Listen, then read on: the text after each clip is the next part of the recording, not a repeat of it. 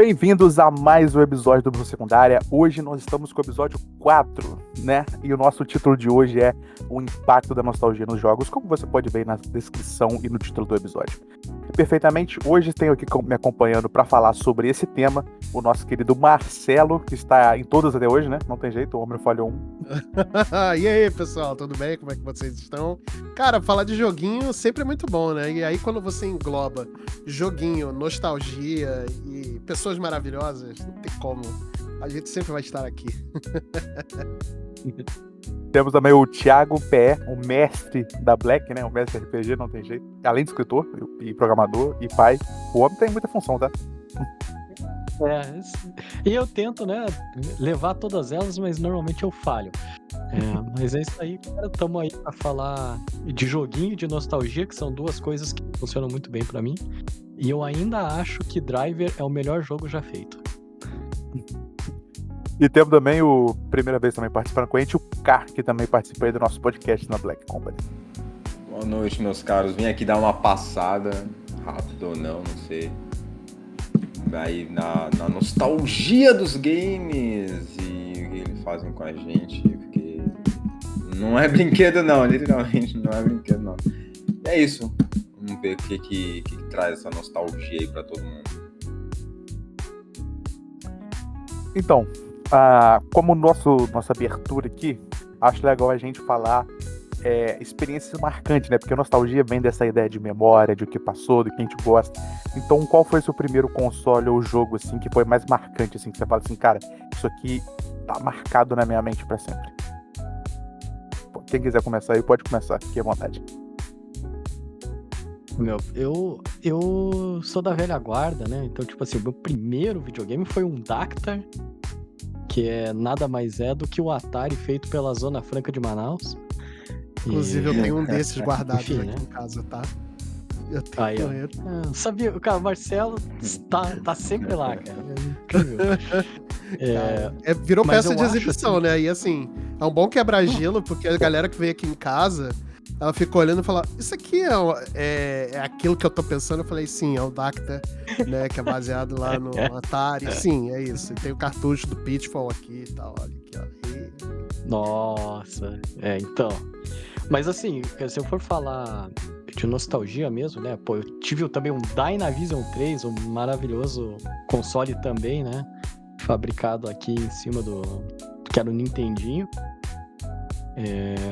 Mas eu acho que o console que, tipo, marcou minha infância foi o Mega Drive, cara. Eu era um exímio defensor do Mega Drive. Até hoje, por mais que eu saiba que é mentira, eu sempre vou dizer que o Mega Drive é melhor que o Super Nintendo. Provavelmente os melhores momentos do Thiaguinho Gamer foram no Mega Drive. Rivalizando, então, o meu console, assim, que eu tenho mais lembrança legal é com o Super Nintendo, né? Que, poxa, era o grande rival, né, da Sega na época, né? Do Mega Drive, Master System, né? Enfim, né? O Super Nintendo, cara, me trouxe, assim, tenho memórias muito afetivas com ele, principalmente porque eu acho que eu tenho uma grande história que eu quero contar durante o programa depois, envolvendo A Link to the Past, né? Que, assim, com certeza é o jogo de Super Nintendo, não é o que eu mais gosto, né? Porque o Super Nintendo tem uma galeria muito grande de jogos muito bacanas, assim, que são jogáveis até hoje, né? Então, se você pegar aí a galeria do Super Nintendo, brother, tem coisa boa demais pra jogar. Ainda bem que tem Switch pra gente poder jogar essas maravilhas aí, né? Com o Switch Online. Mas o Link to the Past acho que talvez tenha sido a primeira experiência macro que eu tive com RPG, né, que talvez seja um dos meus gêneros favoritos hoje em dia, né? Então acho que o Link to the Past foi algo que explodiu minha cabeça, assim. Então é maravilhoso. Aí depois eu vou contar a história que eu tenho com esse jogo aí, que é muito interessante, que eu não conheço uma pessoa que tenha tido uma história parecida, né, ou que tenha feito o que eu fiz. Mas vamos descobrir, né? De repente aqui a audiência vai ter, ou aqui alguém da bancada vai ter, né? Eu tô cá. Cara, eu vou um pouco mais na frente aí, né, dos nossos colegas. Anciãos, né? Caraca. Mas assim, eu não diria que foi o primeiro contato que eu tive assim com jogos e tudo mais. Mas foi. Eu tive 2 que me marcaram muito. E um que foi o primeiro, enfim, que eu levo até hoje. Mas os 2 que me marcaram foi o Game Boy. Eu lembro de, tipo, mano, eu com 6, 7 anos, indo pra escolinha, e tá lá os amiguinhos, tô aqui jogando Game Boy e tal, não sei o que, o Pokémon e tal. Aí tinha, naquela época, né, tinha aquela coisa, eu confiava bastante. Toma aqui, eu empresto meu Game Boy pra você, eu tenho outro, você passa o final de semana lá jogando, tá suave, na segunda-feira você me traz de novo. Beleza, tá ótimo. E aí já era Game Boy Advance. Agora, o segundo que me marcou bastante foi o... Eu não sou aquele exímio defensor, assim, da Nintendo. Nada contra também, mas nada a favor. Tem jogos maravilhosos, obviamente. Não serei hipócrita aqui. Mas... o segundo console que me marcou bastante foi o famoso Nintendo 64 com seu Pokémon Stadium. Aquilo ali, meu amigo, pra mim era outro mundo quando eu pegava pra jogar. Eu falava, nossa, o Pokémon faz isso, o Dragonite tá voando e porra, não sei o que. Era maravilhoso. Mas o primeiro contato, assim, geralzão que eu tive mesmo foi... Meu pai, eu não sei se é o mesmo que o Marcelo falou, porque eu não vou lembrar de nome, mas o meu pai teve o Atari, né? Eu não sei se... Eu lembro da física dele, que ele era um console todo preto, assim, uma caixona enorme, aí o controle e tal, pá. E tinha até uma fita, acho que era do... Eu não vou lembrar o jogo, eu sei que era... Eu sei que tinha, acho que era um Minotauro na capa da fita. Só não vou lembrar o nome do jogo agora. Já não era Pitfall, então, era outra coisa. Não. Mas eu lembro que só tinha essa fita.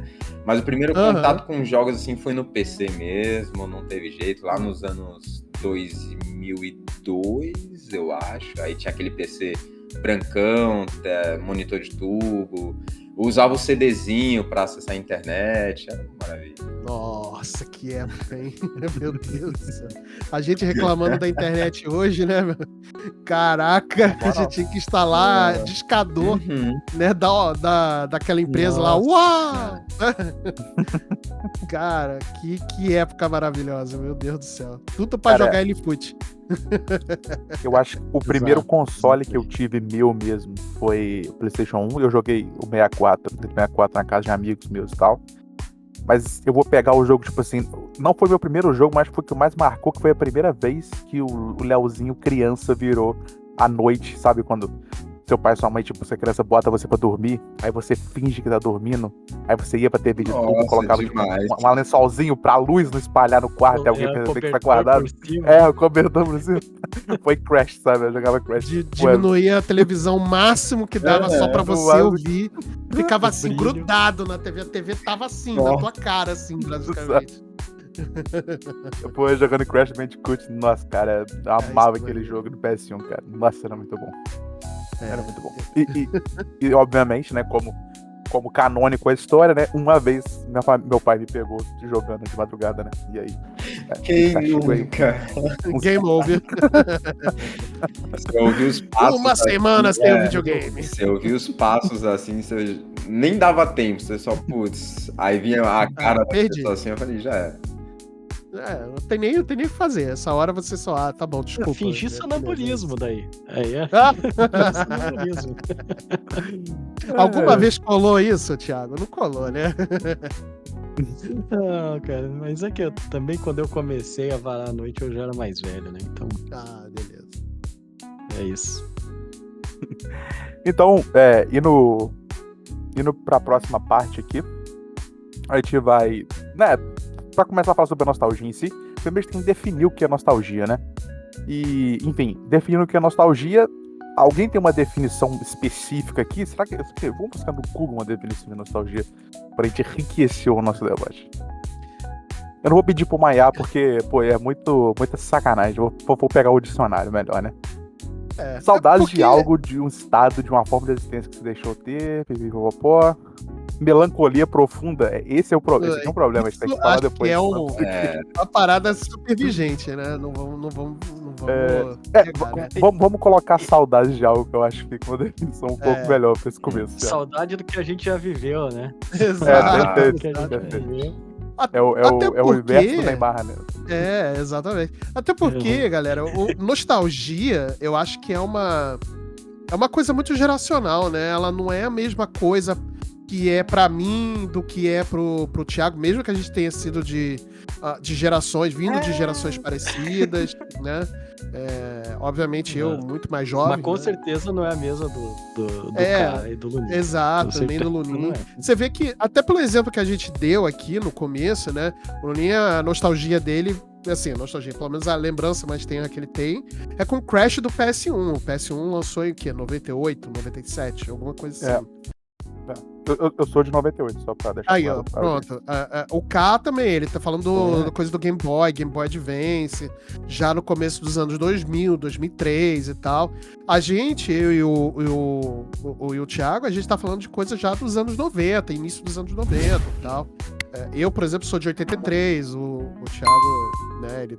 Não, 85. 85, 2 anos 85, depois. tá logo ali. Então. Mas você vê que é uma coisa que ela sempre vai estar em voga, mas a diferença vai ser realmente geracional, né? Mas é um negócio muito parecido um com o outro, né? Você tem nostalgia com o Crash, eu tenho com o Super Nintendo, o K com Pokémon, por exemplo, Pokémon Stadium, né? O Thiago com Mega Drive, por exemplo. Então é muito geracional, né? Mas é uma coisa que vai sempre existir, né? E eu acho que os jogos ele tem um Eu ponto acho muito interessante. Não, pode falar, Thiago. Fala. Não, é que eu acho que o truque da nostalgia, e é o que é, né, já entrando, né, na parte do porquê que nostalgia está sendo amplamente explorada, não só nos games, mas eu acho que em tudo quanto é peça audiovisual, né, marketing, etc.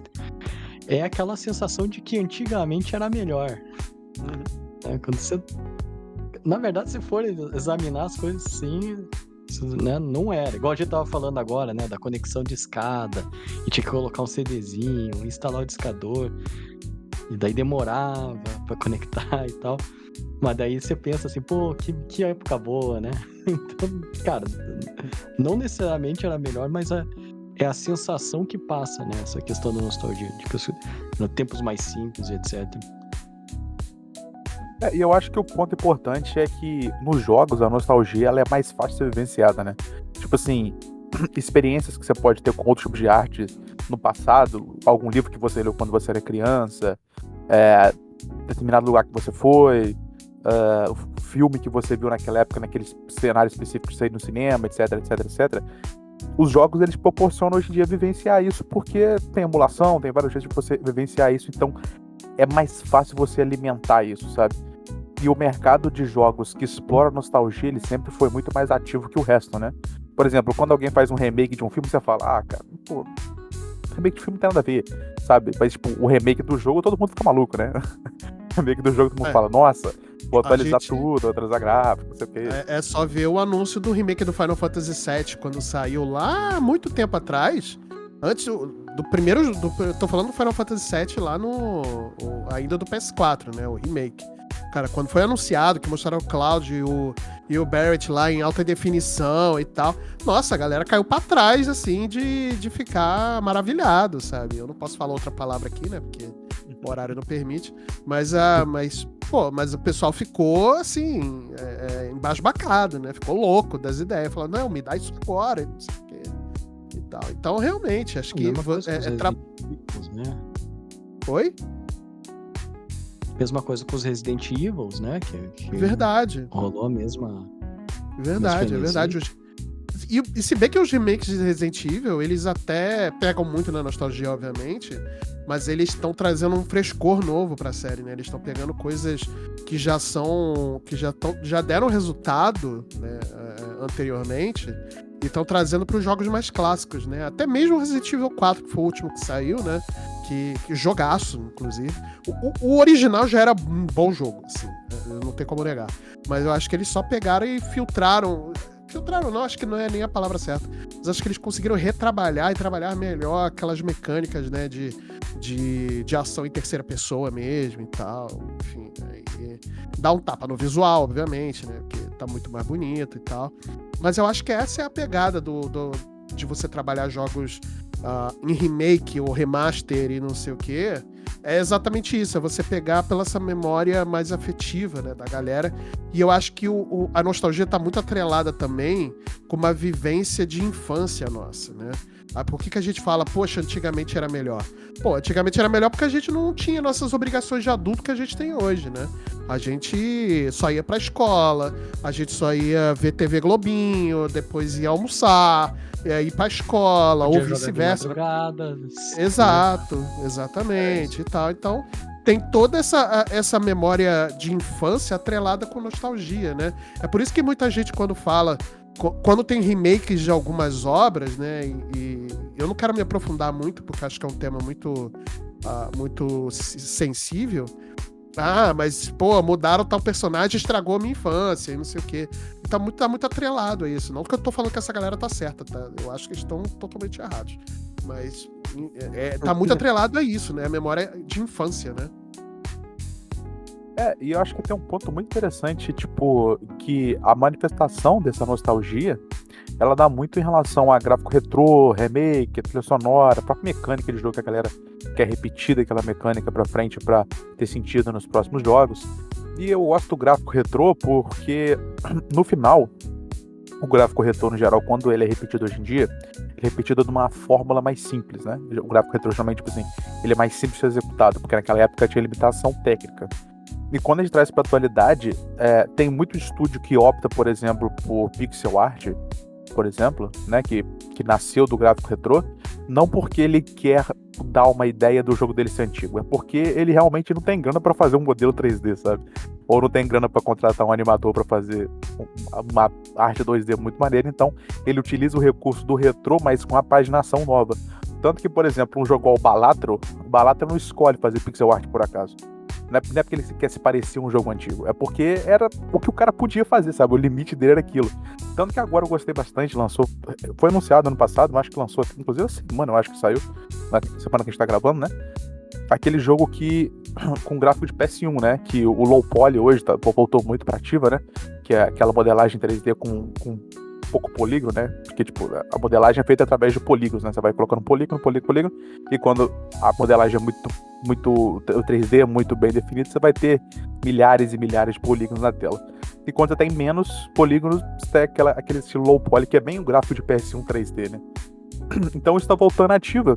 É bem bonito, eu gosto, inclusive. Os jogos que estão usando essa técnica que eu tô achando maravilhoso. O próprio Warhammer Bolt Gun, ele tá usando essa técnica no jogo. Eu acho maravilhoso, cara. Achei maravilhoso. Tem um estúdio que eu fiz uma crítica dele no jogo ano passado, Sky Oceans, Wings for Hire. Ele é de um estúdio chileno. Ele usou também o low poly, eu acho bem bonito. E é muito legal porque, tipo assim, a gente vê, quando a gente vê muito estúdio utilizando, às vezes não é só porque ele quer pegar na nostalgia de alguém, né? Ele usa isso porque é mais simples, é mais barato, é menos trabalhoso, eles conseguem fazer isso sem necessariamente gastar muito pra fazer isso. E eu acho que isso vai acabando se tornando muito importante pro estúdio, né? Então acho que, tipo assim, a nostalgia e no final isso pega alguém que tem nostalgia, né? Alguém fala assim, nossa, eu tenho muito saudade do PS1. Aí ele vai lá e tem um gráfico parecido com o PS1. Enfim, eu acho que funciona bem. A Square, eu tô indo já pra outro lado da moeda, que é a Square, por exemplo, eu acho que ela acerta muito quando ela faz o remake, remaster, enfim, como você queria chamar, dos Dragon Quest 1 e 3 e do Final Fantasy 1 ao 6, né, o remaster poligonal, né, o Pixel Remaster que eles chamam, né, ou o HD, 3D HD, que eu acho que eles chamam no Dragon Quest, né, e... Porque, por exemplo, eu tô rejogando o Final Fantasy VI, que é o meu Final Fantasy favorito, né? E eu tô pegando nesse Pixel Remaster, né? Cara, assim, a nostalgia vem batendo muito forte, obviamente. Mas eu acho que é exatamente o propósito deles de não ter que você angariar uma grana com esses jogos que já foram lançados, pegando exatamente na nostalgia, sem necessariamente fazer um investimento como o Final Fantasy VII Remake, né? e você ainda conseguir trazer essa galera de volta e trazer uma nova galera, né? É a mesma coisa pro Dragon Quest 1, 2 e 3, são maravilhosos, eu joguei eles, né, os originais, e são jogos maravilhosos, mas os jogos originais, eles hoje são um pouco intragáveis de jogar, né? Porque hoje a gente está acostumado com uma outra forma de travessia, até em RPGs mesmo desse tipo de travessia em pixel art e tal, tá muito diferente, né? Mas eu acho que eles acertam em mantendo essa estética antiga, né? E trazendo melhorias para hoje, qualidade de vida para hoje em dia, né? Aí é outro lado da moeda, né? Eles têm condição de fazer uma parada melhor, mas eu acho que eles querem pegar muito mais na nostalgia, saca? E na mesma pegada, cara, pra mim aí, pra gente falar de algo mais recente, é o Sea of Stars, que é também um RPG que tem muito do Chrono Trigger, né? Que é o RPG antigaço lá do Super Nintendo. Melhor RPG já feito, né, por sinal. Mas o Sea of Stars, ele é totalmente feito em pixel art, e é um pixel art lindo. Então é meio que como o Lin comentou, né, você usa essa tática do pixel art porque é muito caro e é muito difícil você criar de repente algo 3D com cenários incríveis e realistas, etc. Mas você consegue usar muito do que o pixel art pode entregar, porque você tem processamento para isso hoje em dia, né? Então você não fica limitado, como no caso Chrono Trigger ficou na época, Final Fantasy e tantos outros jogos, né? Então você consegue criar um jogo que dá uma certa nostalgia, mesmo sendo algo novo, e elevar essa experiência, né, de uma forma mais artística. E eu acho que tem um ponto muito interessante na pixel art, na nostalgia, que a gente tem uma diferenciação muito grande entre reviver memórias e repetir modelos, né? Tipo assim, beleza, determinado, igual o Marcelo comentou ali sobre o Dragon Quest antigo, faz sentido assim, a nostalgia dele, mas quando a gente pega mecanicamente e traz pro dia de hoje, é uma parada praticamente injogável. Um outro exemplo que deu disso aí, teve o remaster recentemente do The Elder Scrolls Oblivion, né? E eu tava conversando com um amigo meu sobre, e ele falou assim, cara, eu joguei o Daggerfall, que é o primeiro, né? E ele falou assim, cara, é impossível você jogar ele sem um mod. Eu falei, não, vou ver. O Daggerfall é inclusive de graça, né? Você vai naquele archive.com lá e você consegue baixar de graça o jogo. Cara, é surreal. Não é impossível você jogar o jogo sem um mod que melhora algumas partes específicas pra atualidade. Tipo assim, movimentação não existe, assim, né? É muito travado, tudo muito travado. Então, tipo assim, tem coisas que não dá pra você só pegar o modelo e colocar hoje. Não funciona mais, nem roda, não funciona, não tem nem cabimento de ter mais aquilo funcionando daquela forma, sabe? É meio que... O que vocês acham? Outro exemplo em cima disso aí é o próprio Baldur's Gate 3, né? Que se você pega os antigos Baldur's Gate, né, o 1 Joguei e o o 2, primeiro recentemente. na época, né, você jogava e falava assim, cara, é como se eu estivesse jogando na mesa de RPG, né? E foi assim com o primeiro, foi assim com o segundo, aí demorou décadas, literalmente, né, pra sair o Baldur's Gate 3, que hoje você joga e fala, cara, é igual jogar uma mesa de RPG. Que legal, vou jogar os antigos. E você não consegue jogar os antigos mais, porque a mecânica é muito mais travada, muito mais arcaica, né? Fica mais difícil de jogar. Eu que joguei os dois, terminei os dois Baldur's Gate não muito tempo atrás. Eu tentei rejogar no ano passado e não consegui.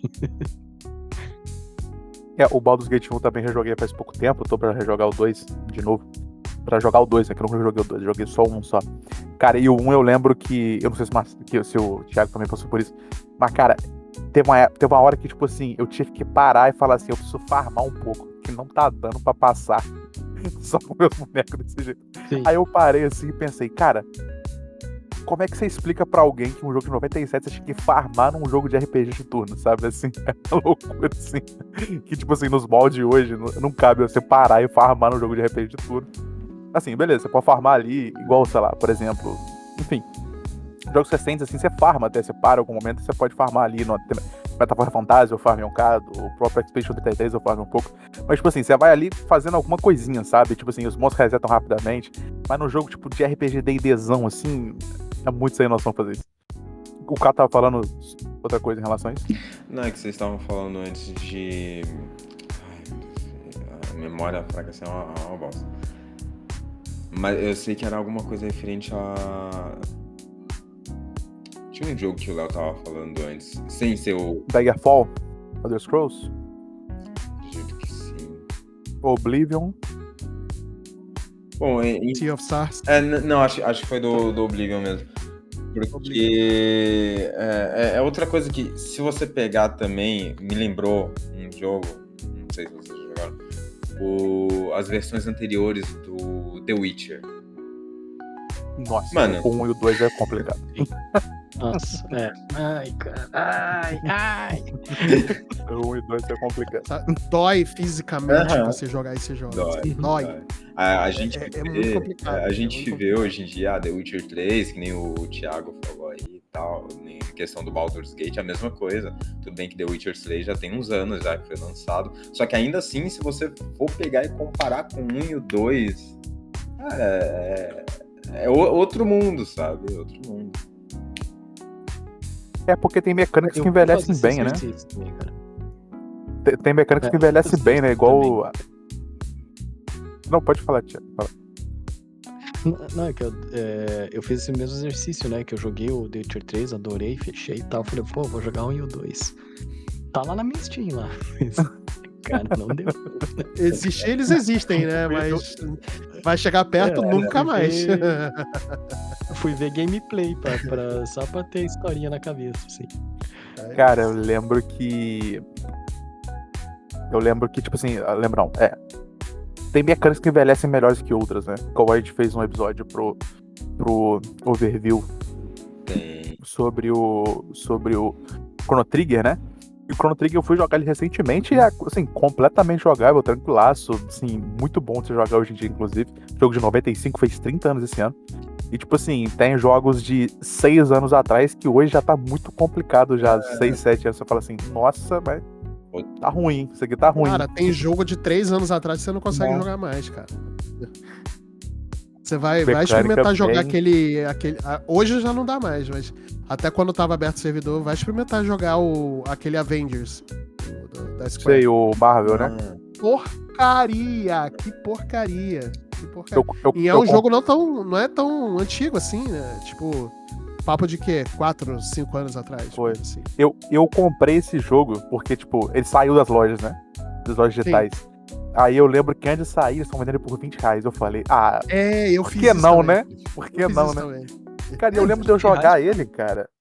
R$20 vale, eu acho. Foi, 20 vai. reais. Valeu. E tipo, assim, foi a versão completa, com todas as DLCs e não sei o quê. 20 pratas. E aí eu falei, é isso. Vai sair do ar, dane-se, é isso, vou comprar. Porque, assim, aquela parte dele onde você fica farmando e equipando os personagens é uma merda, né? Mas, tipo assim, a parte da historinha ali, que tem aquela campanhazinha ali de 5 ou 4 horas de cada personagem ali, é maneirinha até, é divertida, sabe? Mas é meio longo, mas é legal. É meio longo, mas o e core do jogo bem ali, ruim. que esse negócio de farmar e equipar personagem, estilo Nossa. Destiny da vida, assim, o looter shooter, nossa, é horrível, Nossa, é muito ruim. cara, eu fico imaginando, inclusive pode ser um tema que a gente pode trazer um dia, do tipo, que meleca foi essa? Do tipo, pô, eu fico imaginando como é que foi a sala de reunião da Square, né, com os executivos da Marvel. Não, beleza, vamos fazer um jogo aqui dos Vingadores, e pô, vamos botar o Homem de Ferro, o Thor, vai ser maneiro pra caramba, e não sei o quê. Mas, pô, legal, vai ser um jogo de quê? Looter Shooter. Aí, isso vai dar certo pra caramba. Eu quero saber quem foi o executivo que chegou e falou, verdade, um Looter Shooter dos Vingadores vai ser maneiríssimo, cara, pode apostar. Não, o vendedor, né? Quem que vendeu essa ideia? Esse cara é um gênio. Na moral, quem fez o pitch pra Square aproveitar e beleza, vamos dar o sinal verde pra produzir, fala que o cara é o gênio do pitch, cara, só pode ser. Contrata esse cara, né? Pô, ele vem de areia no deserto. Caraca, é verdade. Esse cara é o gênio da venda, mano. cara é o Ciro Bottini das vendas, maluco. Ciro Bottini, só quem é velho sabe também, pelo amor de Deus. Olha aí. Nostalgia de TV, olha aí. Compre. Compre. Cara, e. Se for entrar nesse assunto aí, a gente já fala de Concorde também e tal. Tem Nossa, mano. Tem títulos aqui. tem pano pra manga, cara. O próprio. Cara, Isso é pra outra conversa. O próprio agora que vai ser relançado no final de maio, assim, relançado, né? Porque nos servidores clandestinos afora sempre existiu o Ragnarok aí, que do nada a empresa chegou e fechou tudo, falou, não, é minha, só que agora eu vou lançar de novo. E aí vai ser o servidor... O Ragnarok em 3D, né? Assim, eles meio 3D, porque vai continuar quase que a mesma coisa, em questão de... Assim, é como se fosse o mesmo gráfico com, sei lá, um HDR em cima, sabe? Meio que melhorado, uma visão, não sei o quê. É porque o que acontece? Antes não tinha, acho que tinha um servidor, não lembro se era americano ou Latinoamérica. E Tinha aí... o da Level Up, né? Isso. Ou seja, não tinha. Não tinha, enfim, uma confusão enorme, aquela treta dos anos 2000 de empresa de jogos brasileira online, enfim.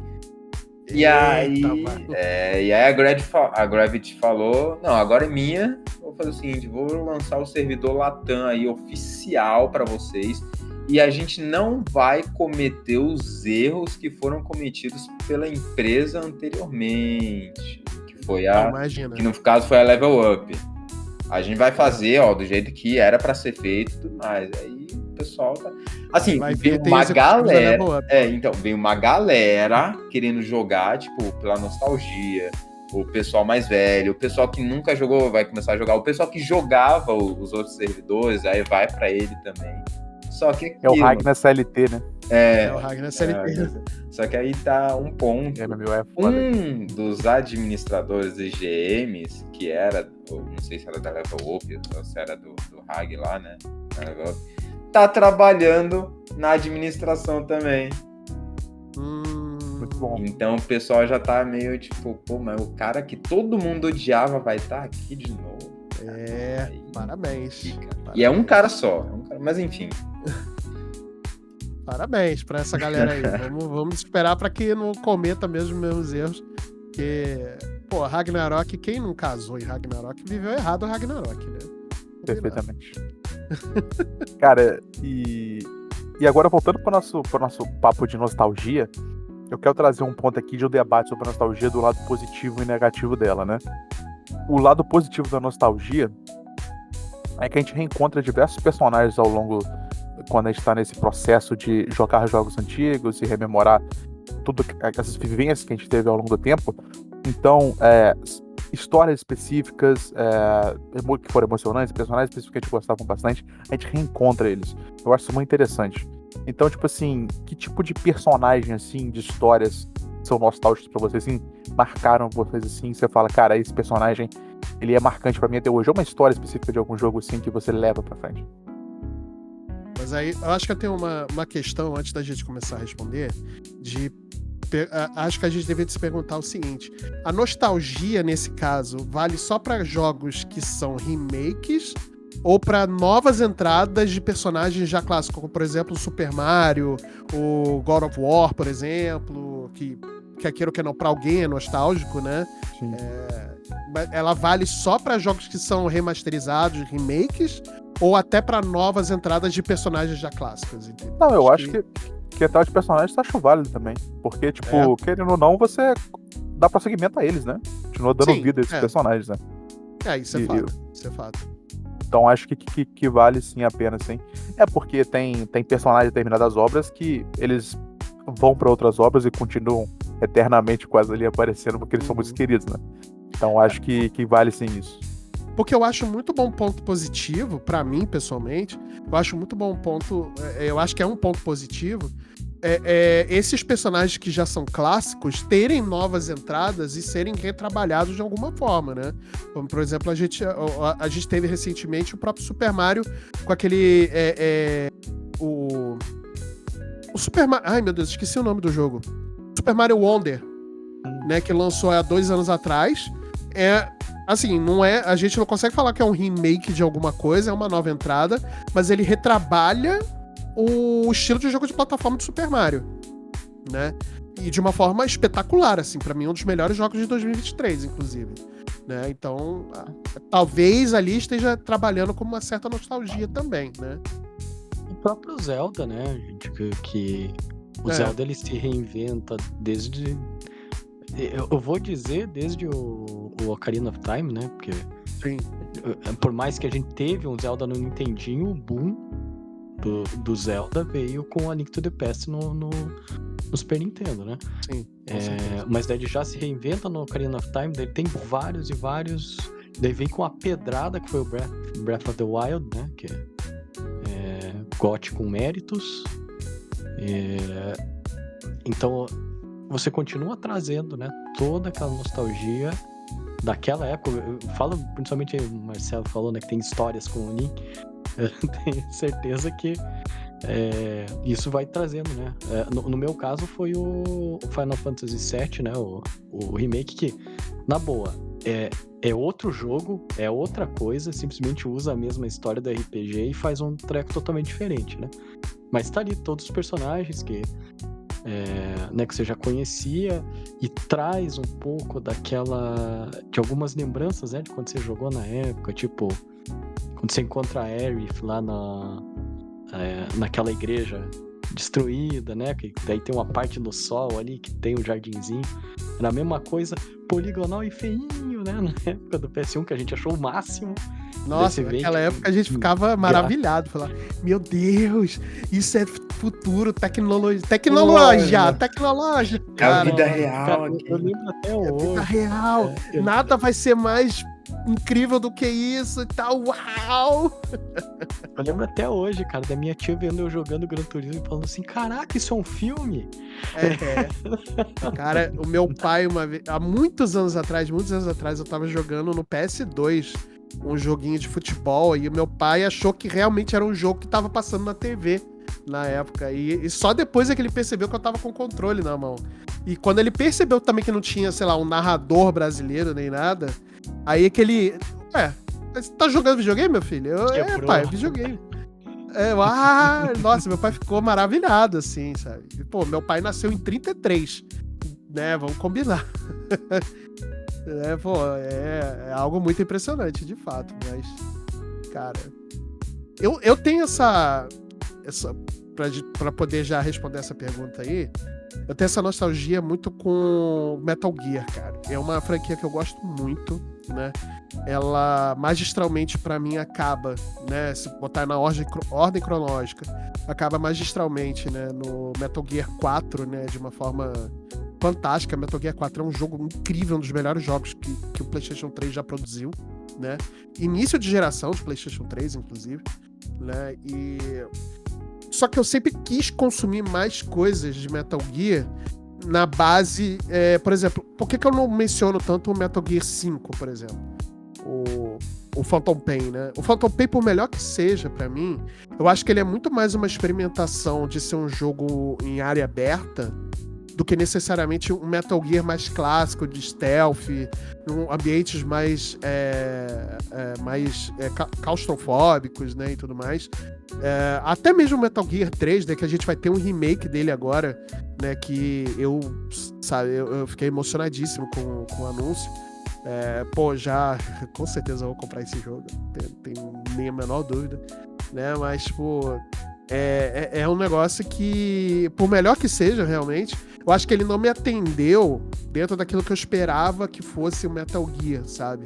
Eu acho que o Metal Gear 5 ele é muito mais aberto, eu acho que ele é um outro tipo de proposta, né, do que em relação aos outros jogos, né? Por isso que eu não falo tanto em relação ao 5, mas mais em relação ao 4, ao 3, por exemplo. Mas principalmente o 4, porque o 4, eu amei o 4, nossa, eu amei esse jogo. Eu acho que eu debulhei ele em 2 semanas, quando eu peguei ele. De tão viciado que eu tava nesse jogo, cara. Então, e eu sinto falta desses Metal Gears. Eu sei que a Konami não vai fazer mais coisas de Metal Gear, né? Mais novas entradas, porque a ideia toda girava dentro do que o Kojima planejava, né? Pra franquia, e não o que a Konami pensava, né? Por isso que eu espero que eles não mudem tanto a essência do jogo nesse remake, né? Porque se mudar muito, acho que pode estragar a experiência, né? Porque o Metal Gear 3 é um jogaço até hoje, sabe? Então, já trouxeram de volta o David Hayter, o que eu já fico mais tranquilo, né? E não o Kiefer Sutherland, né? Mas, cara, eu tenho essa nostalgia com Metal Gear, cara. Eu queria ver mais coisas de Metal Gear, mas eu sei que é meio difícil, beirando ao impossível, porque a ideia toda tava ali com o Kojima, né? E hoje o Kojima tá fora da Konami, né? Tá fazendo Death Stranding, inclusive Death Stranding 2 chegando aí, né? Então, mas é isso. Cara, eu acho que pega um pouco do exemplo do Marcelo, mas da minha parte é que por mais que hoje em dia eu não jogue tanto jogos que me tragam essa nostalgia, mas que pra mim era muito bom, era jogos de luta como Tekken, The King of Fighters, eu joguei muito 98, 2000, outro que eu jogava bastante. Teve Street Fighter, mas o Street Fighter acho que foi o que eu menos joguei, assim, se for comparar com esses outros. Mas Tekken e The King of Fighters eu jogava muito. Tinha vezes que, tipo, finalzão de semana tava lá jogando The King of Fighters e tal, os personagens. E ver que meio que até hoje, né, eles estão marcando. Aí o próprio... Não é do The King of Fighters, eu esqueci o nome. É o Fatal Fury? Isso, ele voltou aí, então, tipo... E voltou bem, né? Cristiano Ronaldo. Cara, na moral, esse vai ser o meu main. Se eu jogar esse jogo, vai ser o meu main, Cristiano Ronaldo. Não tem tô nem aí. como. Porque o especial dele, ele chega e faz... Sim! Cara, é muito bom, cara, na moral. Esse foi genial. Então, tipo, acho que até o próprio Mortal Kombat também. Claro que um dos meus favoritos do Mortal Kombat, pelo menos, era o 9. Então, cara, jogaço mesmo. Mas foram... que nem eu falei, por mais que hoje em dia eu não jogue tanto esse estilo de jogo, assim, né? Mas daquela época... Mano, eu lembro que eu ia no... porque, enfim, para os nossos ouvintes aí, atualmente eu resido em São Paulo, mas quando eu era mais novo eu morava na Bahia, né? E lá se tinha, eu não me lembro, mas a gente ia naqueles fliperamas que tinha no shopping e tudo mais, não sei o quê. E, você ir naquela máquina zona lá, jogar um Tekken e tudo mais, fazer os comandos ali naquele controle. Maravilha. Você acabou de mesmo desbloquear uma memória minha, cara. Que quando eu joguei, eu acho que é o 9, né? Que foi aquele primeiro que surgiu no PS3. Tem Mortal né, Kombat, que foi que você fala? PS3. Acho O Mortal que Kombat. Foi. Acho que sim, Ele cara. tinha no PS3. Foi o que trouxe, tipo, a franquia de volta, de verdade, né? Porque assim, cara, eu joguei muito Mortal Kombat com meus amigos, com meu irmão, na época, né? O 1, o 2, o 3. Daí depois a gente não precisa falar de mais nenhum, mas enfim, né? O 2, o 3, Ultimate lá. E a minha esposa jogava com o irmão dela. E quando a gente se casou, a gente ganhou de alguns amigos de presente um PlayStation 3, cara. Presente de casamento, né? Caraca! Gamer é isso, cara. Queria ter esses amigos aí. Do amigo do K que emprestava Game Boy, outro que dava videogame de presente de casamento. Pois é. E daí uma amiga minha do trabalho, ela falou assim, eu quero comprar um presente pra vocês, o que vocês querem? E eu fui falar, né, com a minha esposa sobre isso. Ela falou assim, pega aquele jogo do Mortal Kombat lá. Daí a gente pediu pra ela de presente de casamento Mortal Kombat 9, cara, e trouxe toda essa nostalgia de volta. E esse jogo é ótimo pra essa questão da nostalgia, porque se você joga no modo história, ele meio que traz tudo o que aconteceu nos primeiros jogos, né? E apresenta aí uma forma, tipo, de narrativa fraca, claro, fraca, porque afinal já tá falando de Mortal Kombat. Mas pra gente foi incrível, assim, velho. Então, esse jogo bateu na nostalgia, assim, de um jeito perfeito pra mim. Cara, eu vou falar da nostalgia que eu tava pensando, porque eu não sou muito da nostalgia, assim, não carrego muito isso e tal. Mas eu vou falar uma aqui que eu lembro que aconteceu talvez uns 2 anos atrás, 3. Que eu tava. Mas a nostalgia de um personagem. Não chega nem a ser um personagem. É quase um personagem, vocês vão entender. É. Um dos jogos mais marcantes pra mim de PS2, assim, foi Need for Speed Most Wanted, né? Que vamos combinar que é o melhor que já existiu, né? O melhor de muito bom. longe. Cara, e eu tava uns 3 anos atrás jogando Need for Speed Heat. E no final do jogo lá, tem uma parada lá, enfim, de contrabando de carro e tal, não sei o quê. E o carro do final do jogo que você ganha é aquela BMW do Most Wanted, aquela prata Nossa, com azul, verdade, sabe? Verdade. Aí quando. Aquilo me pegou muito na nostalgia, sabe? Aquilo me pegou demais. Então, tipo assim, nostalgia de um carro, de um jogo de corrida, assim, porque aquela BMW prata com azul é a cara do Need for Speed, sabe? Mostra aquele carro sempre assim, Need for Speed. Eu acho que isso me pegou bastante nostalgia. Mas eu acho que tem um lado importante de nostalgia, que eu ia falar e agora eu esqueci. Lembrei. Que eu acho interessante nostalgia em alguns pontos, que, por exemplo, esse parado que o Marcelo discutiu sobre trazer personagens de volta, adicionar novos personagens numa franquia já estabelecida, criar relacionamento afetivo com esses personagens. Eu acho que isso é mais importante, principalmente para vários jogos e franquias muito longevas, que passaram por várias gerações de consoles e, enfim, e de mídias diferentes, que elas vão se perdendo no meio do caminho, né?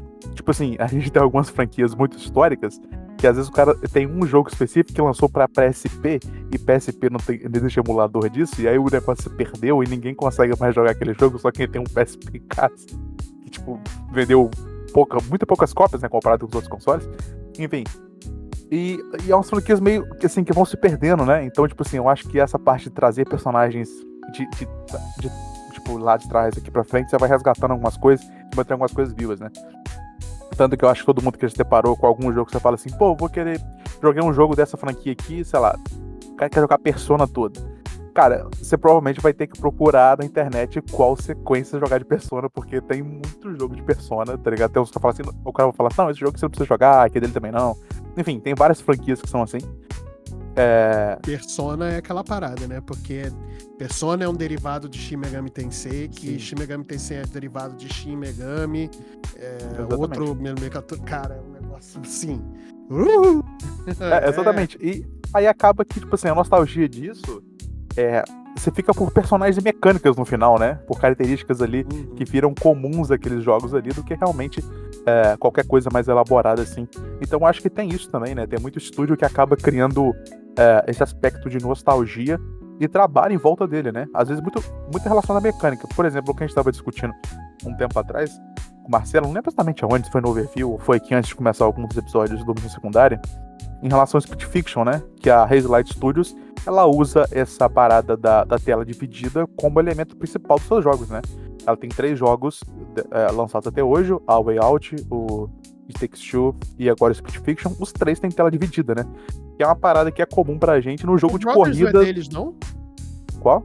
O Brothers, eu acho que não. Se não me engano. Enfim, Posso mas estar super enganado. O mas, importante enfim. dizer é que os 3 são maravilhosos, tá? Não, são. Pô. Eu acho muito importante certeza. dizer isso. Tanto que um deles literalmente é o GOT, né? Exatamente. E o outro talvez seja. É que o Split Fiction vai ganhar. Forte aí, cara, mas, Tá chegando né? forte. Tá chegando forte. Se Mas GTA 6 foi adiado com medo de Split Fiction, hein? Já vou deixar aqui. Foi. Sim, o Brothers é dele, sim. Mas o ponto é esse, né? O ponto é que, tipo assim, o estúdio, ele foi criado... o Brothers, inclusive, é o primeiro. Ele foi criado em cima dessa mecânica deles de tela dividida, que é uma parada que vai remeter lá aos jogos de corrida lá do Nintendo 64, de PS1, enfim, né? Daquela parada, tipo assim, que a gente pensou que já estaria morta, assim, com mecânica há muito tempo. E os caras reinventaram essa mecânica de nova forma. Então, tipo assim... Eu acho legal quando a nostalgia tem esse ponto interessante de ser uma preservação digital também de mecânica, né? De a gente pensar mecânicas históricas e antigas e pensar em reinventar elas, né? Eu sempre...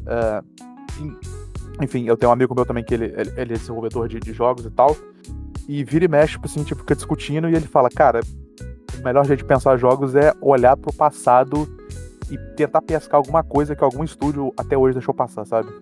E aquele jogo específico lá que, tipo, tem uma galera que gosta dele, mas que todo mundo deixou passar, sabe? Essa mecânica dele, essa proposta dele. Eu acho isso muito interessante como preservação histórica, sabe, também. E, cara, essa questão do couch co-op, né, que é o jogo de dois offline, podemos dizer, cara, é um negócio que eu e minha esposa, a gente persegue, porque é tão difícil de encontrar hoje em dia, né, as coisas ficaram muito single player ou muito online, caso você queira jogar com as pessoas, né, e se esquece um pouco dessa galera que de repente quer um negócio mais casual pra jogar ali um do lado do outro e ficar comentando.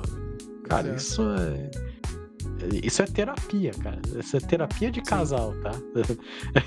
E eu acho que ficou muito... Então a gente vai caçando muito esses jogos e... por isso, a Way Out a gente jogou junto, It Takes Two a gente jogou junto, Overcooked a gente joga junto, pode ser um jogo de divórcio? Pode, mas a gente joga junto também, né? Então... E é exatamente isso, porque remete à época que a gente jogava com nossos amigos, né? Nos dois controlezinhos no fio ali ainda no console. Pois é. E eu acho que ficou muito nichado esse tipo de jogo, né? Esses couch co-op, né? A um console. Acho que ficou muito atrelado a Nintendo ter esse tipo de coisa, né? O Mario Party, o Mario Kart, ou Smash Bros, enfim, né? Ou os próprios Super Marios mesmo, né? Quando o Mario Wii, cara. Mario Wii, os Mario Wii eram incríveis de jogar em galera. Pois é. Então ficou muito atrelado a um console. Não sei porquê, né? Não sei se a indústria vê, né? De certa forma, jogos assim, sendo muito mais família infantil do que necessariamente poder contar uma boa história e ter um conteúdo mais adulto, no sentido, não, né, aquele conteúdo adulto que a gente tá, mas no conteúdo que eu digo, a história ser mais intensa, né, você poder lidar com certas temáticas, né? Mais madura, exato, né, até o próprio Split Fiction também tem muito isso e tal, o It Takes Two e tal, então acho que ficou muito atrelado isso, né, então pode ser que a Hazelight esteja querendo quebrar um pouco isso, tá se especializando nisso para poder quebrar, exatamente, e ser uma vanguarda, né, nesse tipo de jogo, né. Outro couch co-op que me veio à mente aqui quando a gente tá conversando, mas esse aí também, assim, não pode causar divórcio, mas eu acho que algumas brigas intensas pode causar, que é o querido Cuphead, né? Cuphead dá ali uma discussão boa, né? Tipo assim, meu Deus! Morremos pro boss por sua culpa. Eu evitei pegar pra gente jogar. A mesma coisa. Problemas. A minha esposa viu eu jogando Cuphead uma vez, eu tava sozinho jogando. Ela viu eu xingando e falou: pô, amor, você bota pra 2 aí, de repente eu consigo te ajudar. Eu falei: meu amor, olha só, te amo muito. Você é maravilhosa, você me ajuda, você é o amor da minha vida. Mas esse jogo aqui, não. Não. Esse jogo não. A gente pode jogar. Pode jogar Uno, quantas vezes você quiser e tal, mas esse aqui não. Isso aqui com certeza vai dar divórcio. A gente jogou bastante tempo o Helldivers, né? O primeiro Helldivers. Jogar co-op, né? E, cara, puta, era divertido demais, cara. Aquele jogo, a temática dele, a sátira dele é incrível. E daí chegou o Helldivers 2, que levou, tipo, a 11, né? o que o Helldivers 1 era. E a gente não pode jogar junto, cara. Isso pra mim foi um balde de água fria que eu não peguei o Helldivers pra jogar. Eu falei, não quero também agora. Entendeu? Mas os servidores do primeiro ainda estão abertos, né? Se eu não me engano. Não, Você ainda consegue jogar, quiser, né? Então... lá. E o pior é que o 2 tá tão maneiro de jogar, cara. Tá tão maneiro. Eu vi meus amigos jogando, cara. Parece incrível, mas eu falei, pô, mas eu queria aquela sensação que eu tive com o primeiro. Tá aí, uma nostalgia de, sei lá, 5 anos atrás no máximo, cara. Faz o seguinte, monta 2 PCs e aí fica um em cada PC, assim, né? Mas daí é que ferra, né, cara? Porque daí precisa fazer todo um aparato, tem que comprar 2 jogos, cara. Tô te dando soluções. ainda nesse ponto da nostalgia em relação à preservação que eu acho interessante, é que a gente tem esse ponto que é muito importante da gente preservar os jogos porque a gente lembra dos jogos, né? Tipo assim, aquele famoso, né? A arte é só a arte ser consumida, né? Então, assim, se não fosse tão marcante assim, por exemplo, que a gente tá pensando mais cedo, meu Deus, esqueci o nome. Meu Deus, o Chrono Trigger. Se o Chrono Trigger não fosse tão famoso assim, tivesse marcado tanta geração assim, talvez alguém mais novo, né, que tipo assim, sei lá, nasceu em 2008, 2010, por exemplo, eu lembro que eu recomendei Chrono Trigger pra um amigo meu que, sei lá, ele deve ter uns 20 anos hoje, é primo de um amigo meu, enfim, ele gosta de jogos assim, retrô e tal, e eu recomendei Chrono Trigger e ele se apaixonou em Chrono Trigger, sabe, ele tinha jogado Sea of Stars e jogou Chrono Trigger depois. Então acho que tem muito esse ponto de preservar jogos e apresentar para novas gerações, né? Tipo, que tem jogos antigos que eram bons e que eles continuam bons, e continuam jogáveis hoje em dia, continuam experiências excelentes, e você só não tá jogando eles porque tu não conhece mesmo, né? Porque não foi apresentado para você devidamente. Então acho, tipo assim, muito interessante esse aspecto. O que vocês acham? Isso me lembra muito. Eu acho. Desculpa, Thiago. Manda ver lá. Não, pode ir. Isso me lembra muito. Eu acho que eu até cheguei a comentar isso, eu não lembro em que. Acho que foi no review, não lembro qual. Que a gente tava falando alguma coisa sobre isso e eu comentei que eu tava fazendo uma live. Eu tava jogando, acho que eu tava jogando, não sei, eu sei que era um jogo de terror. E aí veio um cara no chat comentar e ele conversando, a gente falando sobre jogos de terror e tal. E ele veio comentar sobre Silent Hill, porque acho que recentemente tinha sido lançado, né, o Silent Hill lá, o remake do 2 foi em setembro do ano passado, acho que outubro.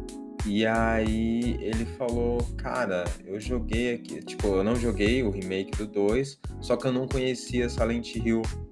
Claro, uma pessoa mais nova e tal, mas eu nunca nem tinha ouvido falar nesse jogo. E aí eu fui baixar, eu tô sem PC, sem console e tal, eu baixei um emulador no celular e tal, pra jogar os antigos, e eu descobri que tinha uns antigões lá, e eu consegui jogar. Cara, que jogo e tal, não sei o que. Então, tipo, é que nem o Lau trouxe aí, é uma parte de resgatar e mostrar para novas pessoas o que já aconteceu, né? Ou pelo menos o que quem teve acesso conseguiu jogar. E eu acho muito legal quando fazem isso com a galera. Eu devo dizer que eu não joguei Silent Hill 2, o remake, porque eu tava jogando Metaphor Fantasma igual um maluco nessa época. Foi muito próximo. Você tava com medo. Tinha que escolher um. Não, eu sempre escuto isso com os amigos meus. Eu falo assim, o fã de cinema de terror não aguenta 10 minutos em jogo de terror. Sim, não dá. Eu adorava jogo de terror quando era mais novo. Adorava jogo de terror. O meu irmão, ele sempre foi medroso, né? Então ele chegava assim e falava pra mim, joga lá que eu quero ver. E daí eu tinha que jogar enquanto eu ficava na cama com medo, né? Ele é irmão mais velho, importante dizer. Não é medroso, é cauteloso. A questão é que, cara, eu fui ficando mais velho e eu fui perdendo o gosto pra jogo de terror, cara. Não sei porquê. Porque assim, Silent Hill pra mim talvez ainda seja, o primeiro, né? Ainda seja o meu jogo de terror favorito. Porque toda aquela temática, o negócio do radinho, do chiado do radinho e tal, cara, aquela tensão, né? Que lá era o máximo, mas hoje em dia eu já não consigo mais. Tanto que fiquei até com vontade de jogar o remake do Silent Hill 2, mas não vai estar dando. O meu caso foi praticamente o mesmo do Lunin. Tinha Metaphor Fantasio. E eu tenho cagaço com jogos de terror, então, assim... Se eu não... O meu problema com jogos de terror é eu não tenho controle da situação. Se eu não tenho controle da situação, não adianta. Eu não vou jogar, entendeu? Se eu não me derem uma espingarda, uma arma, sei lá, qualquer coisa, pra me proteger, uma cruz abençoada, não sei. Me dá alguma coisa. Porque senão eu não vou jogar. Ah, mas tem esse aqui, ó. Como é aquele lá que é famosão lá do... Amnésia, não. É um que você tem uma câmera. É o Outlast? Outlast, esse aí. Ferrando. Eu não tenho uma espingarda na minha mão, pode esquecer, eu não vou jogar, não. Esquece. Você não tem como revidar, né? Não tenho como revidar o capiroto, meu amigo. Eu não vou jogar. Perfeito. Beleza. Agora vamos passar pelos lados negativos da nostalgia, né? Que a nostalgia, ela tem pontos aí negativos, inclusive eu tenho, como eu disse anteriormente, eu não sou muito do time da nostalgia, e eu acho que tem uma galera aí que exagera demais em nostalgia e acaba sendo prejudicial isso também. O primeiro ponto ali que eu acho importante é o saudosismo cego, que a galera lembra de jogos como eles eram, e quando vão testar, fala, meu Deus do céu. Assim, sabe? Não tem como continuar jogando isso aqui. Eu acho que todo mundo já caiu nisso aí em jogos ou em outra questão de mídia, cinema, filme. Eu acho que de jogos são poucos assim que eu voltei a jogar e achei muito ruim. Até porque eu não sou muito assim de voltar pra jogar jogo antigo. Mas poucos assim vezes que eu fiz e tal, mas não sou muito disso. Mas eu lembro que um tempo atrás assim eu voltei, eu falei, cara, eu lembro quando eu era criança eu via Blade, eu quero rever. Meu Deus, como era ruim. Nossa senhora. Blade não era bom já nem na época, meu amigo. Péssimo, nossa. Mas na minha cabeça de criança, assim. Não. Nossa, minha memória era muito bom, cara. Mas não era. Vou te mostrar do que é capaz. É a Beyblade. A Fênix saindo lá da Beyblade, o dragão. Nossa, Cavaleiro do Zodíaco. Pode ser a volta meio triste, cara. Cara, é o pior que eu tô revendo Cavaleiro do Zodíaco agora, porque eu tava doente essa semana. Eu falei, eu preciso de acalento no meu coração. Eu preciso jogar FIFA e ver Cavaleiro do Zodíaco. E aí, eu passei essa semana toda doentão, né? Que eu não tava nem conseguindo trabalhar direito. Ainda bem que eu trabalho de casa. Aí eu comecei a rever a saga das 12 casas. Aí eu passei pela saga aqui de Asgard, né? E tudo mais. E eu, cara, tá muito mais tragável pra mim hoje do que tava, 5 anos atrás, sabe? Não sei. Depende muito da época da minha vida, né? Acho que nostalgia também é um pouco disso, né? Acho que depende muito da época. Obviamente que tem a nostalgia cega, e acho que um lado ruinzão da nostalgia cega é exatamente o que eu tinha comentado atrás, do tipo, poxa, não mexe porque vai estragar minha infância. A galera fica muito sabe, atrelada naquela coisa da infância, né? E não consegue enxergar que é apenas uma nova roupagem de um produto novo, né? De um produto antigo, uma nova roupagem de um produto antigo, mas que aquele produto antigo, o original, tá lá disponível pra você ver, cara. Então, ou pra você jogar, enfim. Não vai estragar, cara. A gente só tá apresentando esse negócio aqui pra uma nova galera, com uma nova linguagem, com uma nova roupagem e tal. Se vai funcionar ou não, aí beleza. A audiência que vai responder isso, né? Mas tem que ver pra quem ele é direcionado também. Então acho que tem muito disso dentro da nostalgia cega também, né? Pô, isso aí, eu cara, por exemplo... Não, pode falar, Thiagão. Vai lá. É que eu lembro quando eu joguei o primeiro Tomb Raider dos mais novos, né? Que, cara, jogaço, né? A minha esposa, ela zerou os 3 depois, nem eu fiz isso ainda. Ela zerou os 3, mas ela nunca tinha jogado os antigos, né? Eu já tinha jogado os antigos.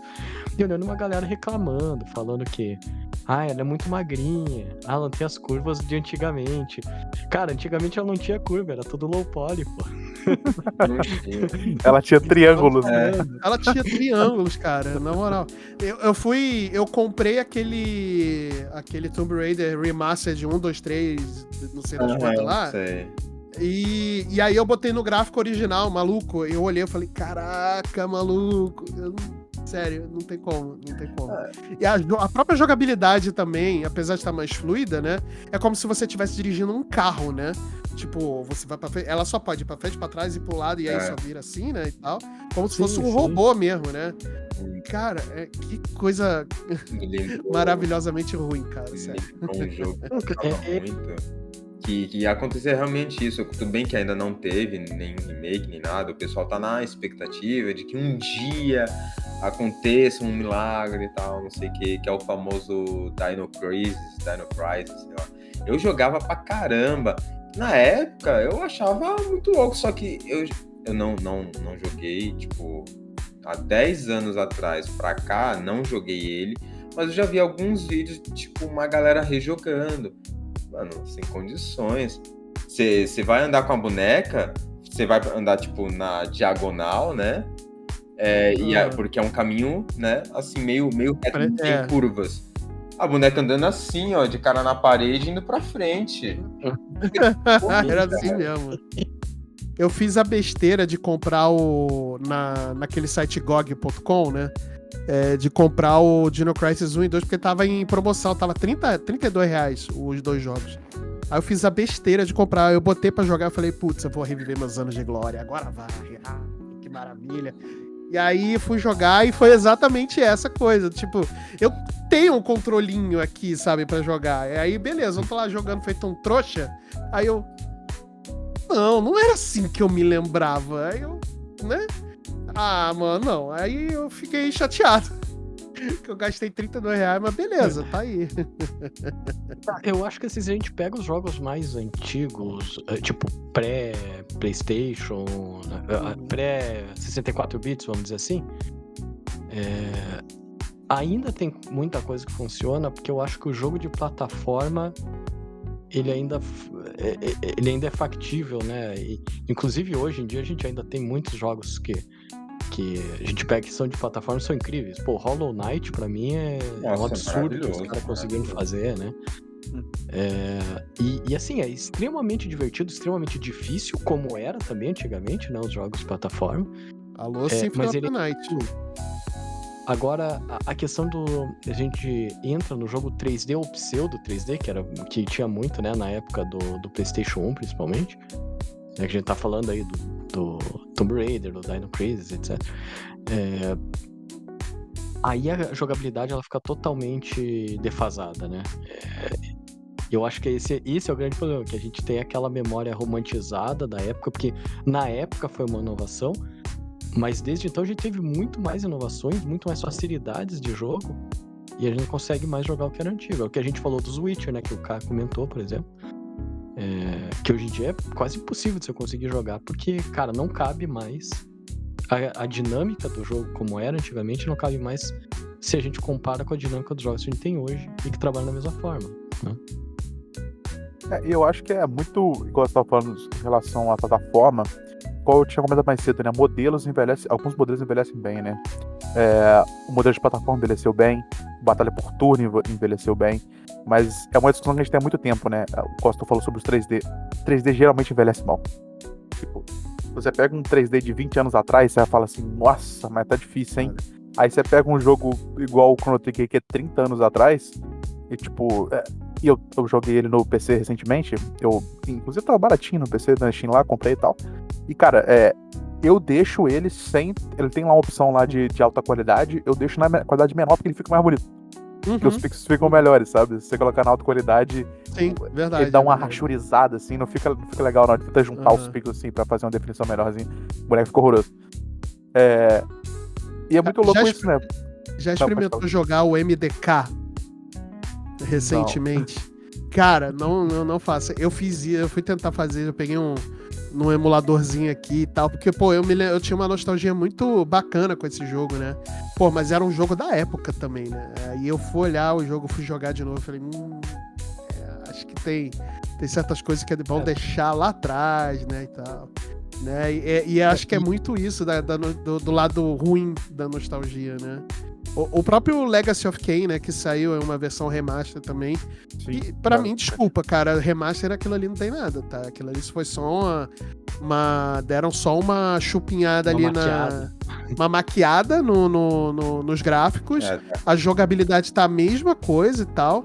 Pô, eles acabaram de dar na Amazon Games da semana, eles acabaram de dar o Legacy of Kain 2, cara. Então, tipo, né?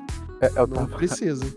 Você falou sobre isso, eu acho que eu conto provavelmente isso aí também. O Thiago também, programador.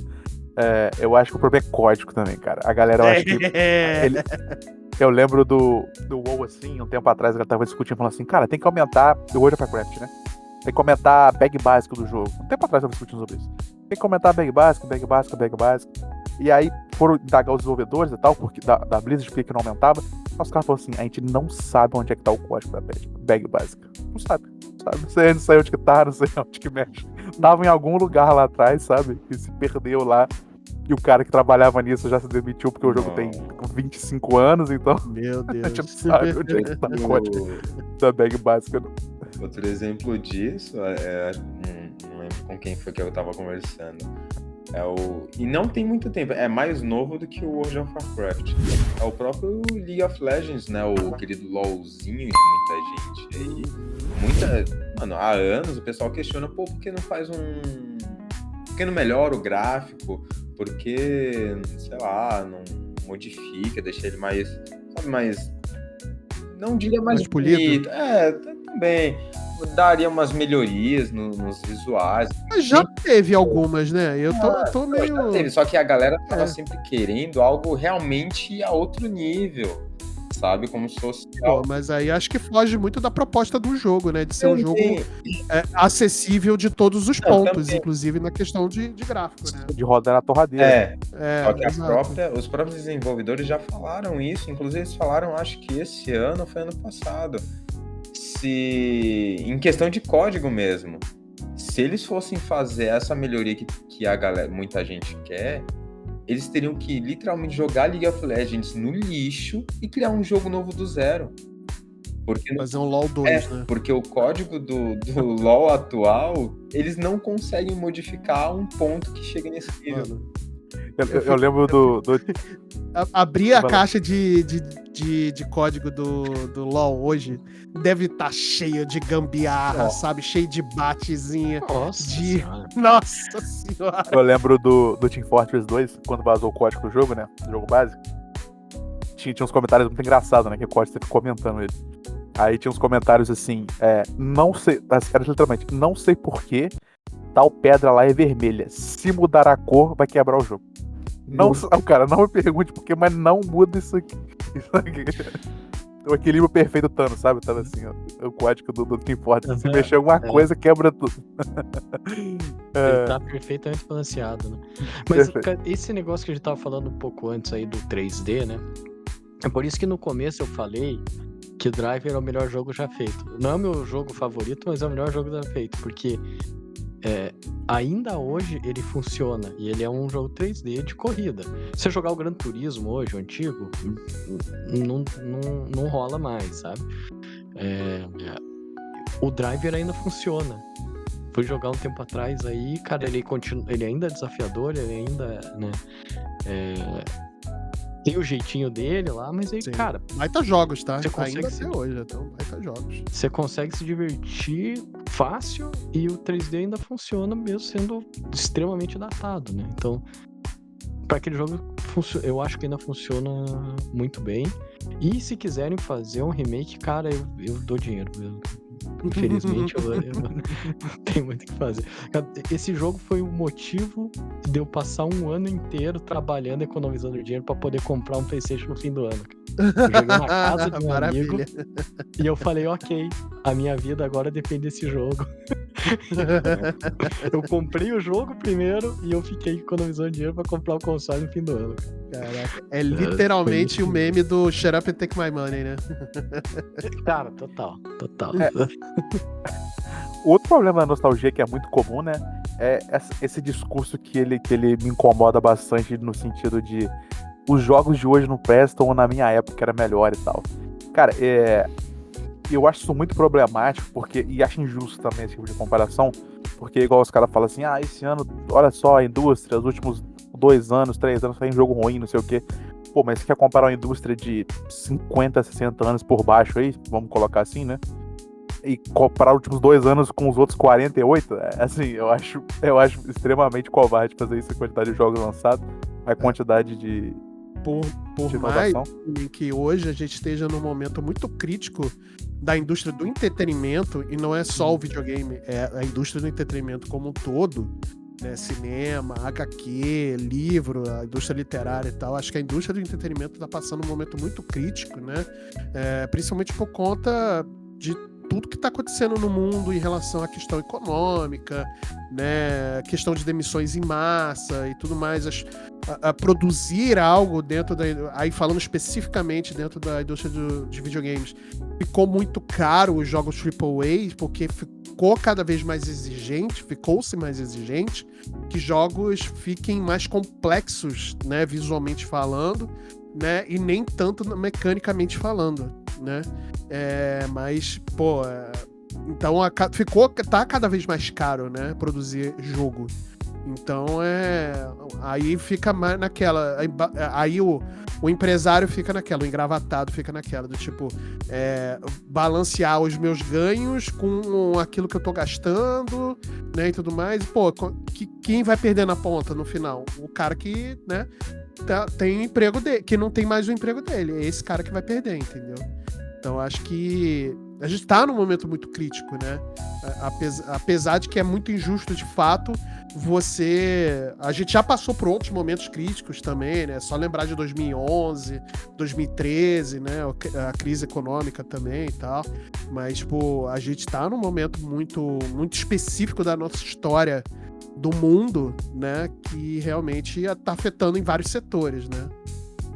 E assim, se a gente jogar exatamente pro lado do videogame, a gente tá com muitos problemas em questão das grandes empresas, né?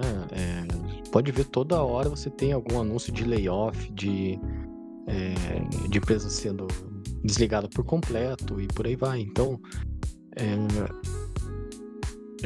tá sendo muito exigido, e daí eu né, dou a carteirada do programador aqui, eu vou defender os programadores, porque a galera tendo que trabalhar que nem os malucos, porque tem prazo e tem que entregar, daí normalmente entrega né, com coisa faltando e tal. Inclusive, cara, ainda bem que, por exemplo, o GTA 6 adiou pro ano que vem. Se é pra deixar redondo, cara, mano, adia, aproveita, sabe? Sim. Dá esse Ao invés de tempo crunchar os funcionários pra ficar fazendo prazos imagináveis, né? Pô, adia. Né? Pronto, simples, é isso. Uhum. Então, e daí eu acho que aí é que dificulta a questão de você trazer inovação, né? Então tu fala, antigamente era melhor.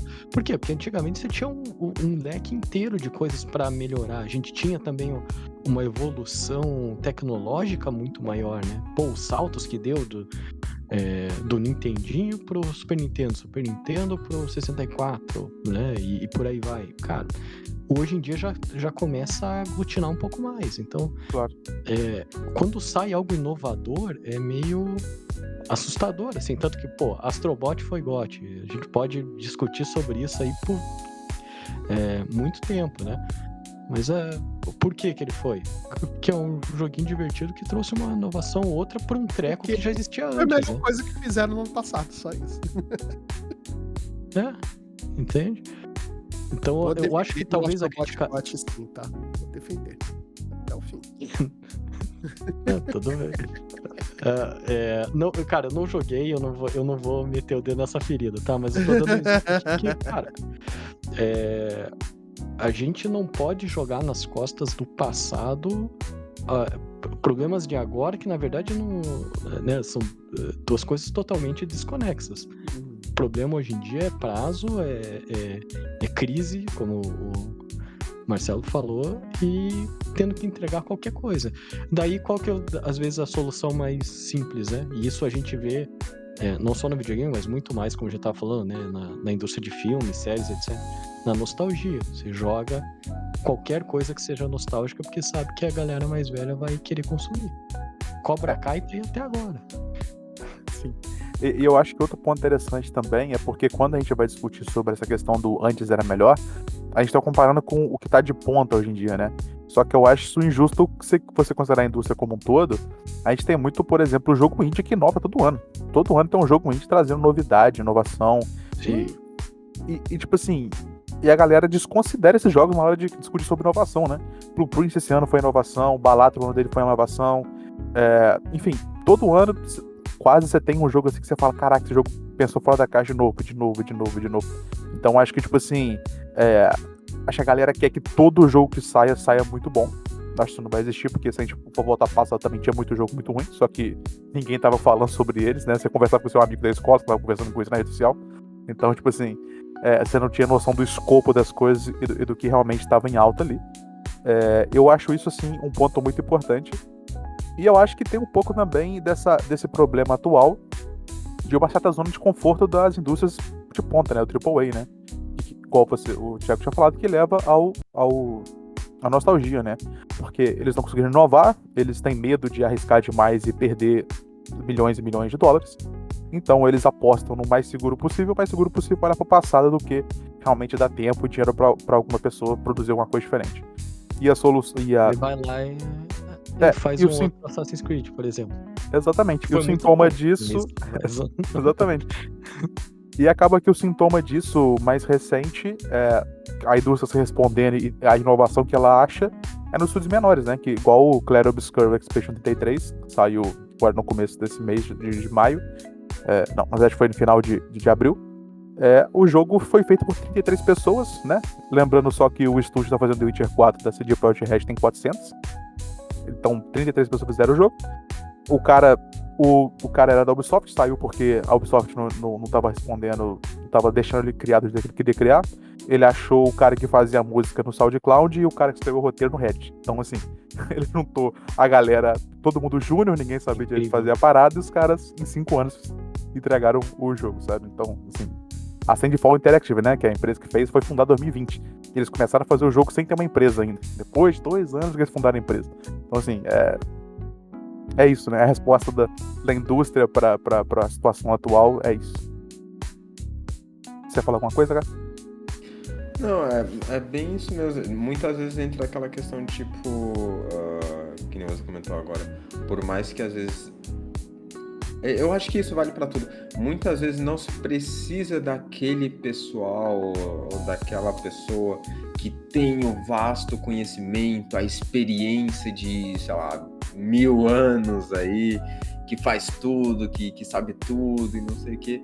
Às vezes mano, seja para jogo, para qualquer coisa, você precisa de alguém que queira fazer, alguém que tope suas ideias, ou então que tenha ideias que tão malucas ou doidas que batam com a sua, alguém que esteja disposto a levar para frente e, mano, alguém que seja apaixonado pelo mesmo tema que você tá fazendo, e é isso aí, sabe? Tipo, você não precisa daquela grande empresa milionária que vai gastar rios de dinheiro para criar um jogo que não, esse aqui vai ser o jogo do ano, vai ser o mais famoso de todos. Tipo, sabe? E precisa de tempo, né, cara? Tempo. Exatamente. Dá tempo pros caras fazerem o jogo deles. É igual assim no Squid a cada 2 anos. Opa, galera, temos que lançar um novo, hein? Temos que deixar a roda rodando. E aí, veja só você, a Sandfall, se você pega uns caras que vieram da Ubisoft, que, né, é uma empresa já de anos e anos e anos, e olha só, quem diria que você deixar a galera trabalhar e ser criativa não daria um jogo legal? Olha só que bacana, olha aí. Diferente do que eles estão sempre fazendo, sempre repetindo, né? Exato. Imagina se Clair Obscur tivesse saído com o selinho da Ubisoft. Cara, a Ubisoft ia tipo, se tivesse saído do jeito que ele saiu, com o selo da Ubisoft, era o renascimento da Ubisoft, cara. Sim, era mesmo. O pessoal ia falar que a Ubisoft reencontrou as raízes, não sei o quê. Exato. Veja só. Só que ia chegar cheio de bug, né? Se tivesse no Ubisoft. Mas aí, era a galera assim sem como rosto, aquela... assim como a Bethesda, é o charme da Ubisoft ter bug. A cereja do bolo. Encaminhando mais pro final agora do nosso episódio, eu acho que uma última discussão que eu quero levantar com vocês aqui pra gente depois finalizar com o finalzinho ali, é essa parte sobre que eu acho muito importante sobre discutir a pirataria, né? E a pirataria como forma de preservação que eu acho importante. Porque existe um ponto onde que a arte, para ser arte, tem que ser consumida. Então as pessoas precisam jogar os jogos para eles existirem, para eles fazerem sentido. Um jogo que não é jogado não é um jogo, né? É igual... eu gosto muito de um autor... Eu trouxe isso, eu gosto de levar coisas de uma arte para outra, né? Um escritor que eu gosto bastante brasileiro, gosto bastante forte, né? Eu acompanho ele, mas os livros dele eu tenho grandes críticas a eles, que é o Leonel Caldela. Ele tem uma frase, ele falou, é de alguma pessoa que é mais famosa que ele, não é dele especificamente. Mas ele sempre fala que o pior livro terminado é melhor que o melhor livro que não acabou, sabe? Então, tipo assim, e é mais ou menos isso, né? Os jogos precisam ser jogados, o melhor jogo que tá sendo jogado, o pior jogo que tá sendo jogado hoje é melhor do que o melhor jogo que não tem ninguém jogando ele. Então, porque a arte precisa ser consumida, a arte precisa ser vista, precisa ser finalizada, enfim, etc.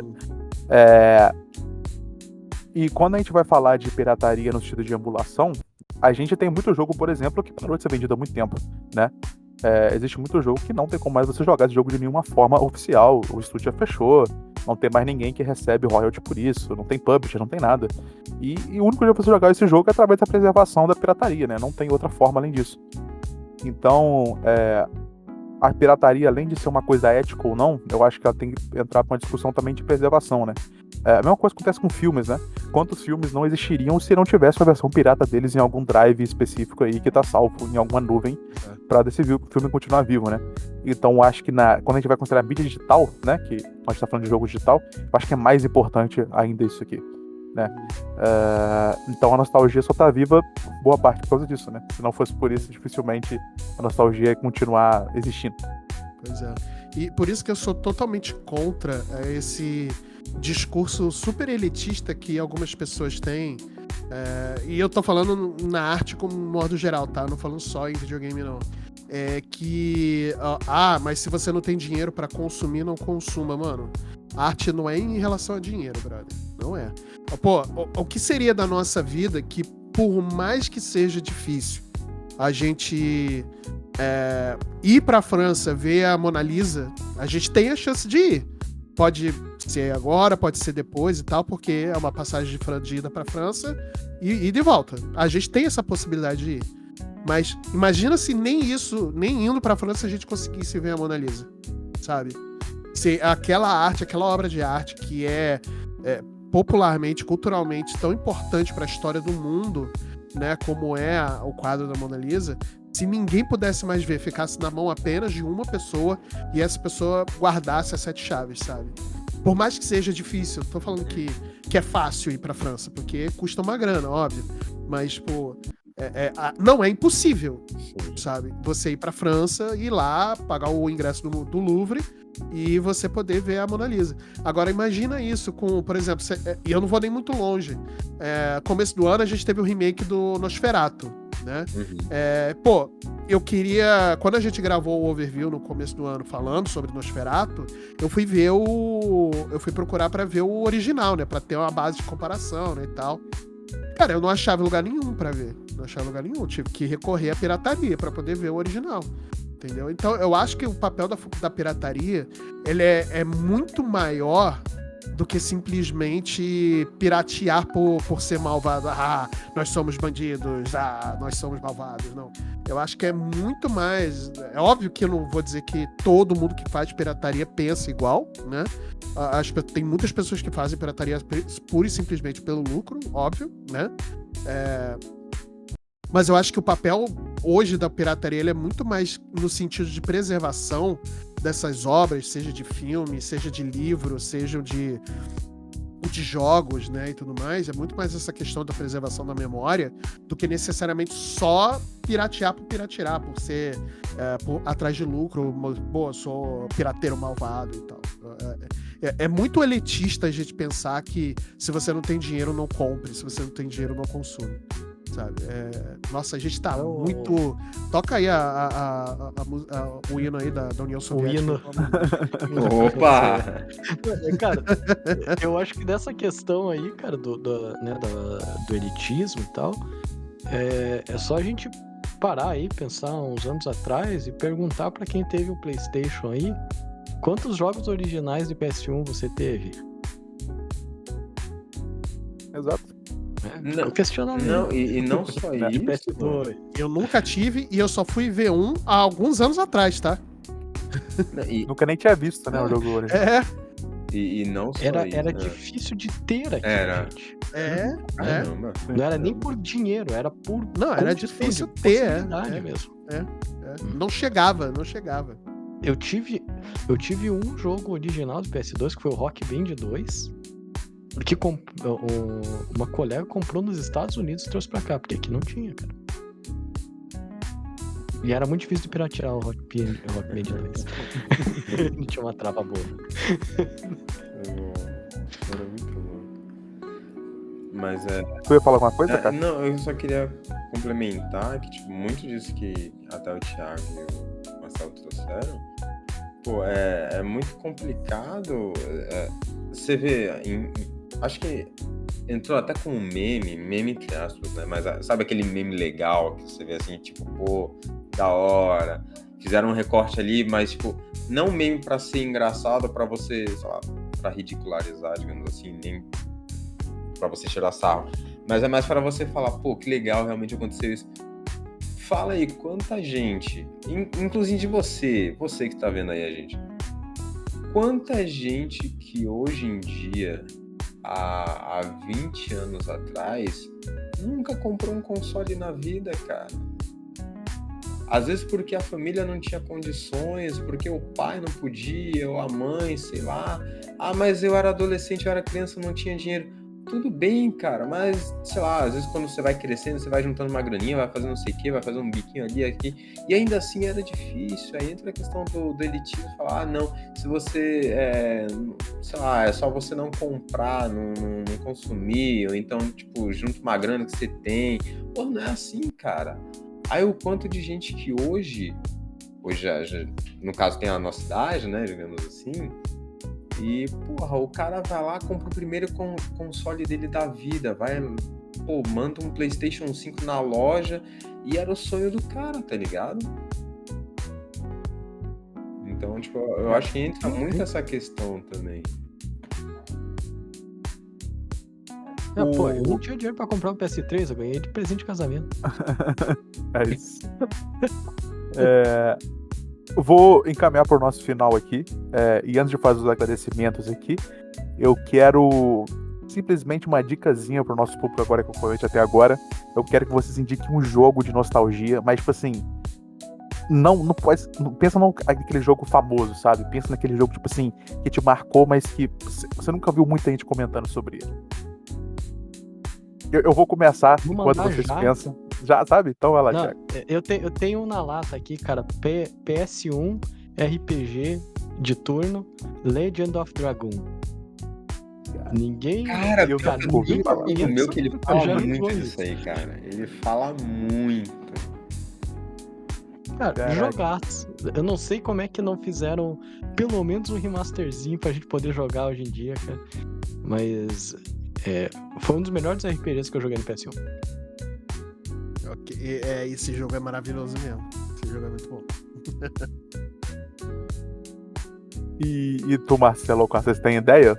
Eu tenho. Vamos lá. Se quiserem, eu posso falar primeiro. Eu sei que é um tanto quanto famoso, mas eu não vejo muita gente falando. Star Fox Adventures, que eu espero que chegue no NSO da GameCube, cara. E é o jogo de plataforma 3D do Star Fox, que saiu no GameCube.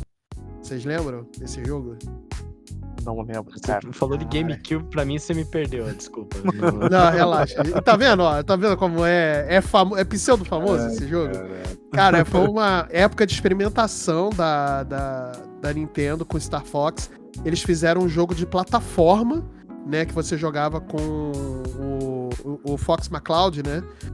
Num mundo mais tribal e tal. Tinha algumas fases que você usava a navinha dele e tal. Mas, tipo, era basicamente você com tacape andando em ambiente 3D tribal ali, né? E tentando matar dinossaurinhos. Cara, é muito maneiro. Esse jogo é muito maneiro. E tocar. Cara, o Léo, se quiser ir primeiro, porque, assim, eu até tenho, Vou. mas Cara, eu vou pegar um jogo que eu joguei ele no PS2. Eu falo ele porque eu gosto muito dele, eu lembrei dele um tempo atrás. Eu comentei ele até no último episódio que a gente fez, no episódio 3. Que é o Motoqueiro Fantasma de PS2, que era um hack slash, tipo um Devil May Cry, assim. E que tu ia batendo e aumentando o combo da caveira, ficava azul o fogo da caveira. É muito divertido, assim. Cara, a gente falou no programa passado, né, Sim, inclusive. Um abraço aí pro nosso querido Sabadais, inclusive. Pô, Sim. cara, que Esse jogo era joguinho muito maneiro, cara. Na moral, esquece o filme. Foca nesse jogo. O jogo é muito divertido, cara. Muito, muito.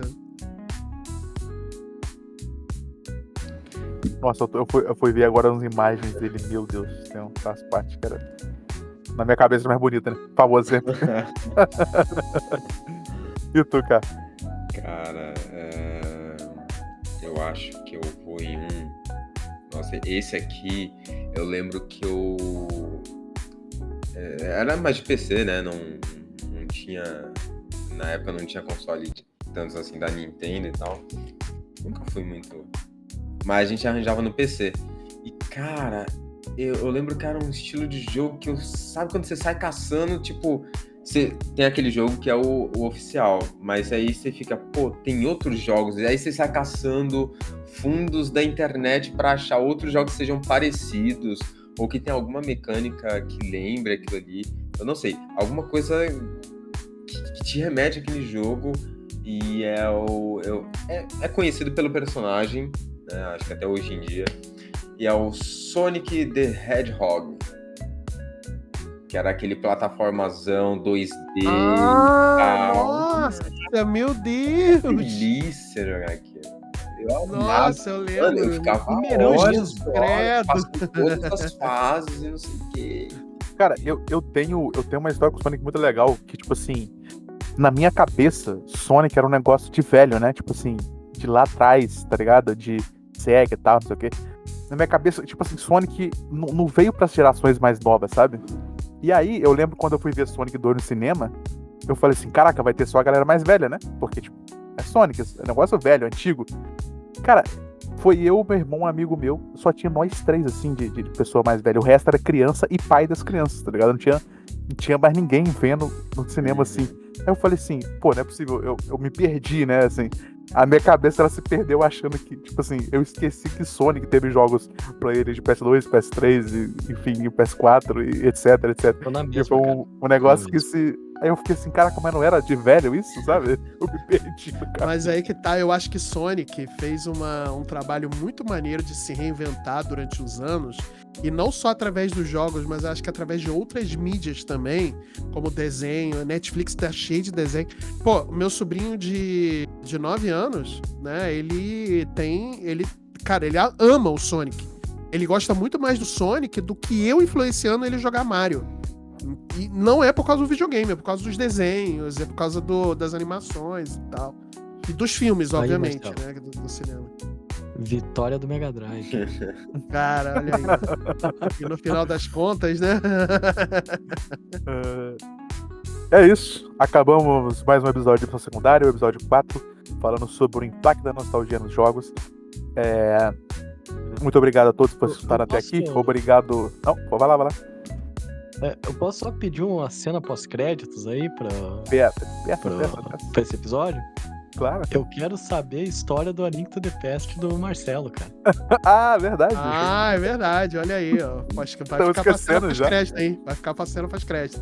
É, Se você vai ter uma palavrinha-chave no final, que perfeito. se você assistir esse episódio até o final, aí eu vou saber que você realmente ouviu uma história, e aí você vai comentar essa palavrinha-chave nos comentários aqui do YouTube, lá do Spotify, lá nas redes sociais também. Então, cena pós-crédito vai rolar daqui a pouco.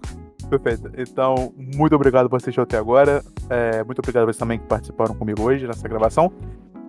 Nos vemos nos próximos episódios. E siga a Black no Instagram, Black Company BR, certo? Eu acho que é isso mesmo. O Marcelo não tô enganado, não, né, Marcelo? Tá certo, né? É isso mesmo. Black Company Black BR, Company BR _ underline, perfeito. Isso. E o nosso portal, blackcompany.com. Lá você tem notícias, críticas, etc. E temos aí todos os nossos podcasts também da casa. Temos o Overdrive, Overview. Temos o Contos de Alora, que o Thiago Pé narra uma campanha de RPG. E temos mais algum? Não, temos o secundário e aí. Não, temos o EBQ, né? O Entre Balões e Quadros também. É, EBQ. Então, temos A aí nossa todos capitã lá. os nossos cinco podcasts aí. Conheça também os nossos outros podcasts, que eles são muito bons. E aí, vamos agora para a cena pós-crédito. Vai lá, Marcelo. Qual é a palavra-chave? Você vai falar a palavra-chave.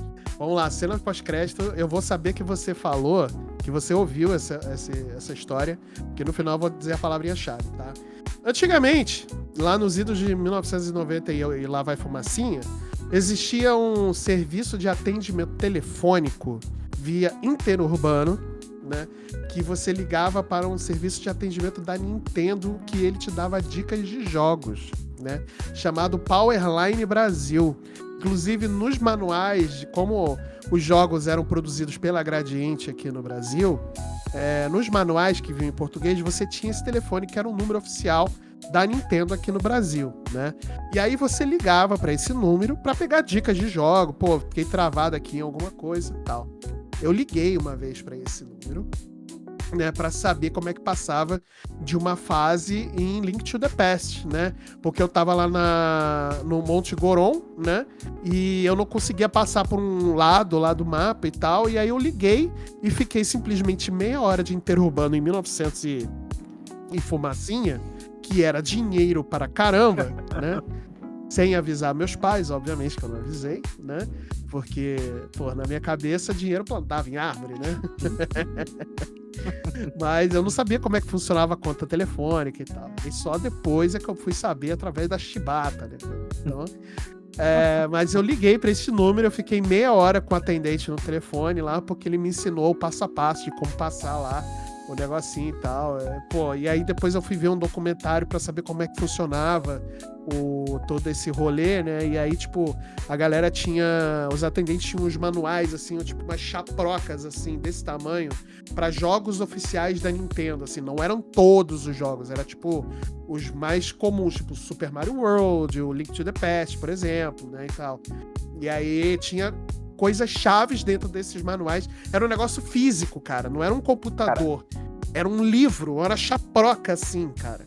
Cara, eu queria muito fazer um podcast com alguém que trabalhou nisso, cara. Deve ser cada história, assim. Mano, incrível, eu juro. Eu adoraria entrevistar essa galera. Juro. Se você trabalhou como atendente da Nintendo no Brasil, explicando pras criancinhas como passa de fases na década de 90, por favor, entre em contato com a gente. Vai ser incrível fazer um episódio contigo.